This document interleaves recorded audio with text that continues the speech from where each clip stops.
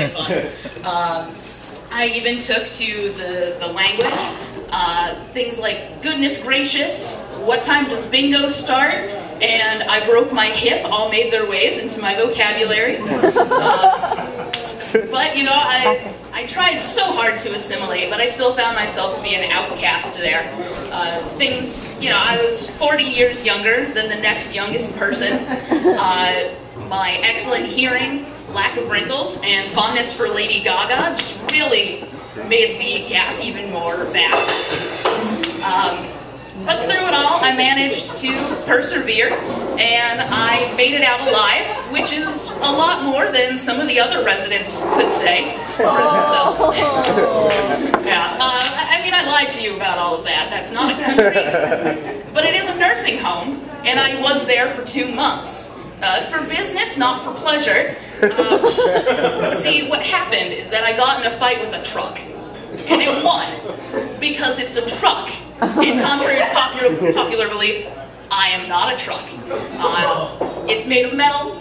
I'm just made of people skin, so it didn't work out very well. I did learn a very valuable lesson, and that is that trucks are natural-born fighters. Kind of like lions are really drunk girls, and I'm a lot more of a pacifist, sort of like Gandhi, or girls that are just drunk enough to curl up on the floor and pass out. Yeah, so that's cool. Getting hit by trucks is a lot of fun.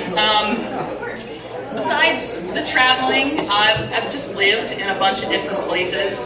Before moving here, I lived in Massachusetts, and as indicated by my glistening tan, I lived in Florida before that. Yep, albinism's great. But Chicago has really weird weather, I have to say. And it seems, you know, most people, if it's raining, they just get kind of annoyed. But in Chicago, it seems to have a deeper psychological effect on people. And one type of person seems to be a lot more affected than others, and that type of person is gangsters. I think that they're a lot more sensitive than we give them credit for.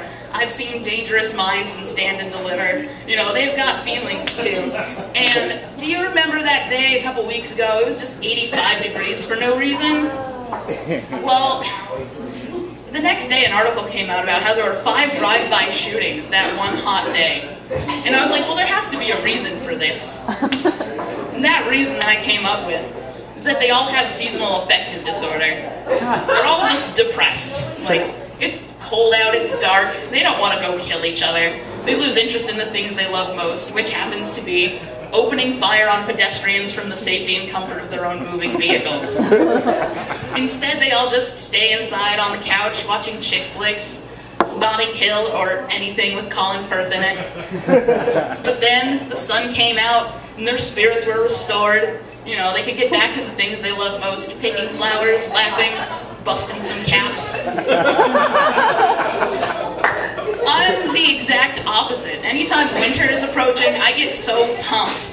The sun isn't out, I can sleep more and people don't notice. But then, like, it gets hot and then I am pissed. Do you know how hard it is to find SPF 90 sunscreen? It's real, but it's disgusting. And I hate it. And then you're on, like, the bus, and everyone's got their arms up, and body odor is not something a lot of people seem to tend to. It's terrible. And plus, that's when I'm inside on the couch watching chick flicks, and it's a good means of defense, because then I'm not susceptible to drive-bys. So really, I've got it all figured out. And in unrelated news, that's actually news. Did you hear that Pope John Paul II, he's trying to be a saint or something like that? I mean, that's cool. He's kind of got a one-up on everybody else because he was like a pope or whatever. And I guess that sort of makes him like a religious celebrity. But that makes me a little bit worried because, you know, celebrities are kind of infiltrating everything. And I would hate for sainthood to fall victim to the same thing that's happening to politics.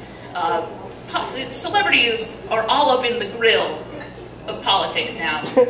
Jesse Ventura, Arnold Schwarzenegger, and Donald Trump. He wants to be the president. And this just makes me wonder, which celebrity would want to be a saint? And the only thing I could come up with is the most evil of all, and that's Oprah. She's already trying to take over the world as it is.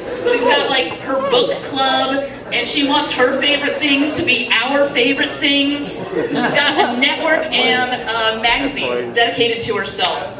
So I imagine she would be like either the patron saint of self-interest or of fake giving away cars.